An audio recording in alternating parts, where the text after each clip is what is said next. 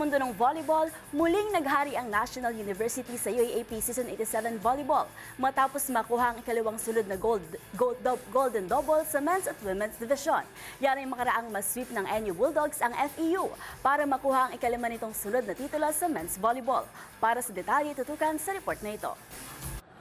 Muling naghari ang National University sa UAAP Season 87 Volleyball matapos makamit ang kanilang ikalawang sunod na golden double matapos magkampiyon ng Bulldogs sa men's division at Lady Bulldogs sa women's division. Sa men's division, 5 sunod na taon ng kampiyon ang NU Bulldogs, ang pinakamahabang championship streak sa UAAP Final Four era. Tinapos nila ang serye kontra Far Eastern University sa isang sweep sa harap ng record-breaking crowd na 14,517 sa Mall of Asia Arena.